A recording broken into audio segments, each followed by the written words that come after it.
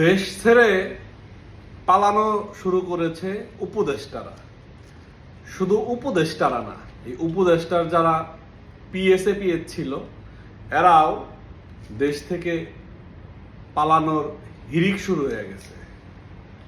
তারা সবাই তাদের কূটনৈতিক পাসপোর্ট জমা দিয়ে যে যেভাবে পারছে, যে দেশে পারছে তারা পালানোর চেষ্টা করছে।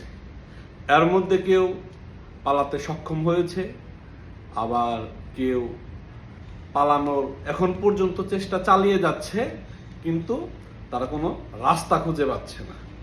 ঠিক উপদেষ্টাদের মতো যারা এই জুলাই আগস্টে সমন্বয়ক নামধারী যারা ছিল, এদের মধ্যে অনেকে যারা বেশি সুবিধা করতে পারে নাই, যারা এই নির্বাচনে এমপি হতে পারে নাই, বা বেশি দুর্নীতি করে ফেলাইছে, বেশি দুর্নীতি যারা করে ফেলাইছে, শত শত কোটি টাকা যারা পাচার করছে, এরাও এখন রাজনীতি বাদ দিয়ে বিভিন্নভাবে এরাও এখন দেশ ছেড়ে অন্য কোনো দেশে যায় না, নিরাপদ আশ্রয় খুঁজছে।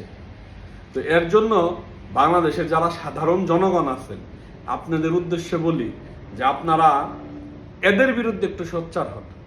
এরা যদি সব দেশ থেকে পালাতে পারে, এই 16-17 মাসে তারা এই বাংলাদেশের উপরে যে ঋণের বোঝা চাপিয়ে দিয়েছে, তারা যে কয়েকবার করে টাকা ছাপিয়েছে, তারা যে হাজার হাজার কোটি টাকা পাচার করছে, এইগুলার বিচার আপনারা পাবেন না। তখন এখন যারা বর্তমানে সরকারে থাকবে, এরা তাদের উপরে দোষ চাপিয়ে দিবে এবং বলবে তারা তো দেশ ছাড়ায় পালিয়ে গেছে, তাদেরকে আমরা বিভিন্নভাবে আনার চেষ্টা করছি। আসলে কিচ্ছু না, কিছুই না, কোনো চেষ্টাই করবে না।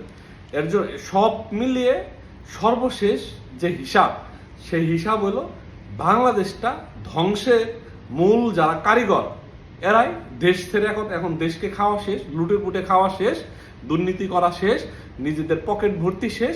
এরা এখন বাংলাদেশকে ফেলে রেখে আজীবনের জন্য তারা বাংলাদেশ ছেড়ে ফুল ফ্যামিলি সহ চলে যাচ্ছে। এর মধ্যে অনেক সমন্বয়ক, অনেক উপদেষ্টা পরিবার আগে পাঠিয়ে দিছে। এখন শুধু তারা আছে, তারাও এখন সুযোগের সন্ধানে রয়েছে যে তারা কিভাবে দেশটাকে ছাড়তে পারবে।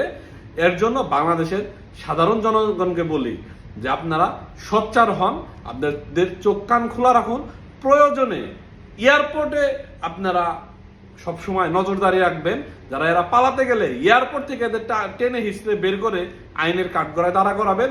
এবং এই 16-17 মাসে তারা যে দুর্নীতিটা করছে, যে শত শত কোটি টাকা তারা পাচার করছে,